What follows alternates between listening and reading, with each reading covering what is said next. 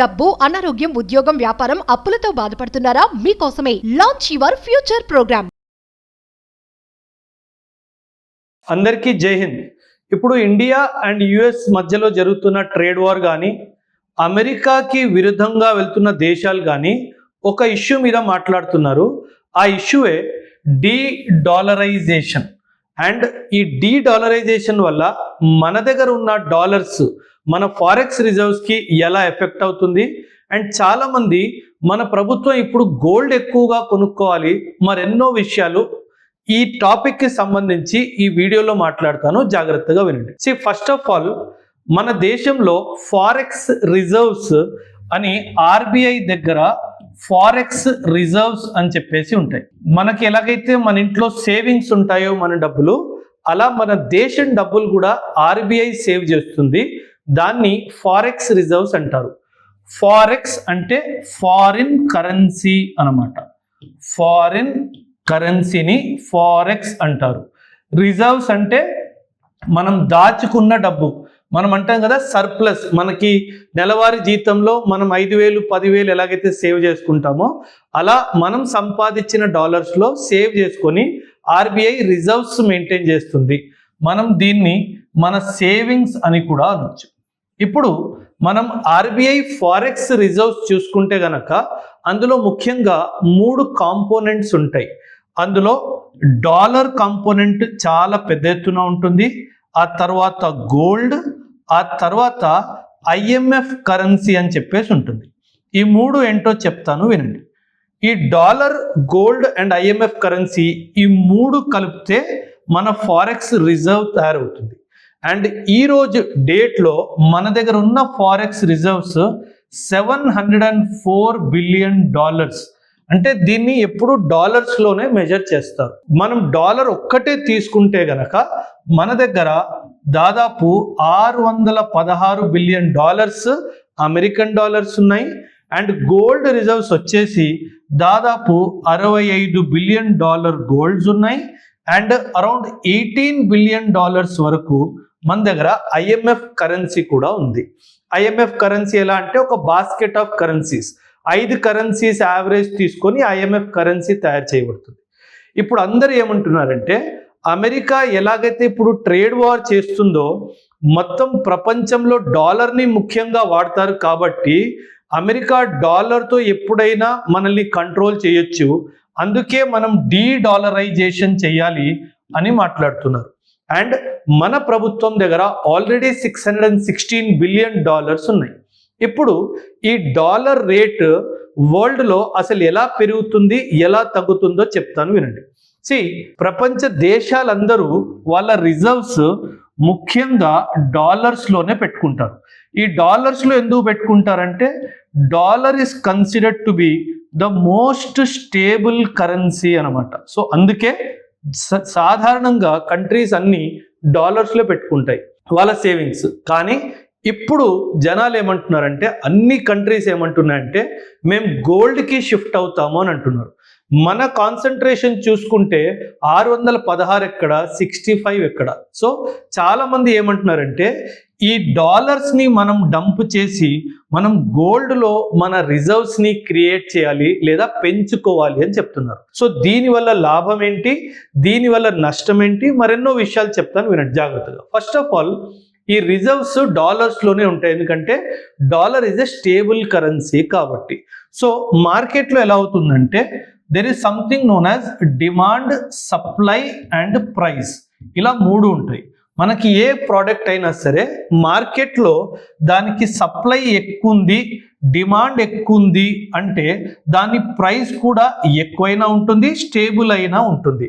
అదేవిధంగా సప్లై ఎక్కువ ఉండి డిమాండ్ తక్కువ ఉంటే దాని ధర పడిపోతుంది.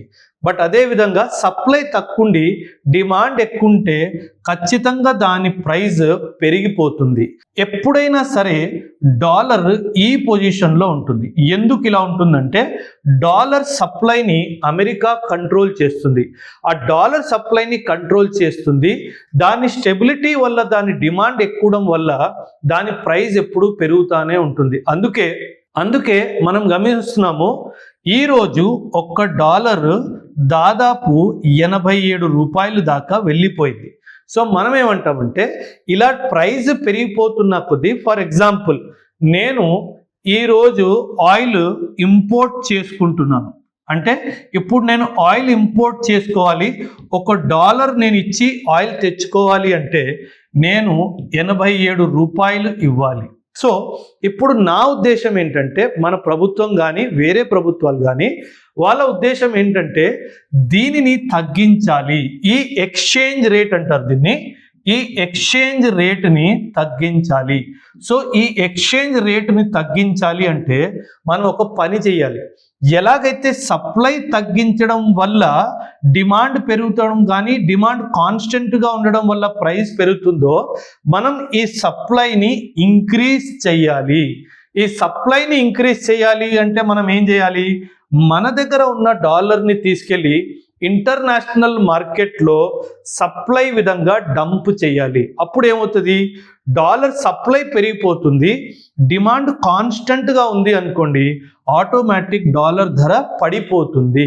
ఈ డాలర్ ఎక్స్చేంజ్ రేట్ పడిపోయింది అనుకోండి, ఇది మేబీ $1 = 70 రూపీస్ రావచ్చు, $1 = 75 రూపీస్ కూడా రావచ్చు.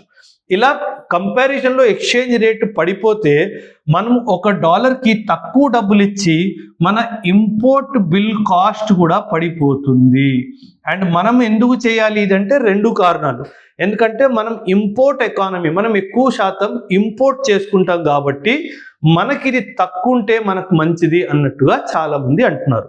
రెండో విషయం ఏంటంటే, కానీ ఒకవేళ మన ఎకానమీ ఎక్స్పోర్ట్ లెడ్ ఎకానమీ అనుకోండి, కాకపోతే మన ఎకానమీ ఎక్స్పోర్ట్ లెడ్ అంటే అప్పుడు $1 = 87 అని మాట్లాడుకున్నాం కదా, $1 = 70 రూపీస్ అయ్యింది అనుకోండి, అప్పుడు ఏమవుతుందంటే మన ఎక్స్పోర్ట్స్ కూడా నెగటివ్ ఎఫెక్ట్ అవుతాయి. ఎక్స్పోర్ట్స్ కూడా నెగటివ్ ఎఫెక్ట్ అవుతాయి. అందుకే మన ప్రభుత్వం ముందుగానే ఏం చేసిందంటే, నేను ఇప్పుడు చాలా ఎక్స్పోర్ట్స్లో నేను అసలు ఈ ఎక్స్చేంజ్ రేట్ గొడవ లేకుండా నేను రూపీలోనే ట్రేడ్ చేస్తాను అని చెప్పేసింది. ఈ రూపీలోనే ట్రేడ్ చేయడం వల్ల ఏమవుతుందంటే, మనకి డాలర్కి రూపాయికి ఎక్స్చేంజ్ రేట్ తగ్గిపోయినా మనకి నెగటివ్ ఎఫెక్ట్ ఉండదు. అండ్ మనం ఇలా డబ్బులు, ఈ డాలర్స్ మన రిజర్వ్స్ నుంచి తీసేసి మనం బంగారం పెంచాలి. బంగారం పెంచితే దీనివల్ల కూడా నా కరెన్సీలో కూడా ఇంకా బలం వస్తుంది అని ఉద్దేశము చాలా మంది చెప్తున్నారు. అంటే ఎకానమిస్టులు ఏం చెప్తున్నారంటే, ఇంకా దీనిని తగ్గించేసి మనం దీన్ని పెంచాలి అని చెప్పేసి అంటున్నారు. సో ఇప్పుడు జనరలీ అమెరికా ఏం చేస్తుందంటే చాలా తెలివిగా, అమెరికా చాలా గోల్డ్ని పర్చేస్ చేస్తుంది. అమెరికా చాలా గోల్డ్ని పర్చేస్ చేస్తుంది, కానీ దీన్ని అఫీషియల్గా డిక్లేర్ చెయ్యదు. ఎందుకు అఫీషియల్గా డిక్లేర్ చేయదంటే దానికి చాలా కారణాలు ఉన్నాయి. సో ఇప్పుడు ఏమవుతుందంటే, కరెన్సీకి బలం, కరెన్సీకి స్ట్రెంగ్త్ గోల్డ్ హోల్డింగ్స్ నుంచి వస్తుంది. కరెన్సీకి స్ట్రెంగ్త్ ఎక్కడి నుంచి వస్తుంది, గోల్డ్ హోల్డింగ్స్ నుంచి వస్తుంది. అంటే మన రూపాయి విలువ మన దేశం దగ్గర ఎంత గోల్డ్ ఉందో దాని మీద కూడా చాలా శాతం వరకు డిపెండ్ అయి ఉంటుంది. సో మన దగ్గర గోల్డ్ పెరిగిందంటే మన రూపాయి బలం కూడా పెరుగుతుంది. కానీ అమెరికా ఏం చేస్తుందంటే, ఎవ్వరికీ చెప్పకుండా సీక్రెట్గా గోల్డ్ని హోల్డ్ చేస్తూ ఉంటుంది. ఈ గోల్డ్ ఎందుకు డిక్లేర్ చేయదు అంటే, ఈ డిక్లేర్ చేస్తే అమెరికాకి $36 ట్రిలియన్ అప్పు ఉంది. అప్పుడు IMF ఏమంటది, నీ దగ్గర ఇంత గోల్డ్ ఉంది కదా, నువ్వు ఫస్ట్ అప్పు తీర్చేయని చెప్తుంది. సో అందుకే ఈ అప్పు తీర్చకుండా ఉండాలి అన్న ఉద్దేశంతో అమెరికా ఇలా తన దగ్గర ఉన్న గోల్డ్ని డిక్లేర్ చెయ్యదు.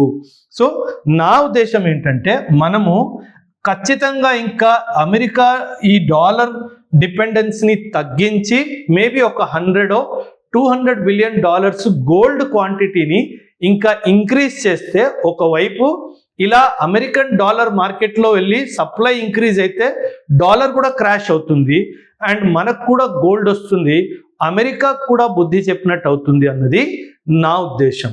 సో దీనిపైన మీ అభిప్రాయం కూడా ఖచ్చితంగా కమెంట్స్లో తెలియజేయండి. థ్యాంక్ యూ అండ్ జై హింద్.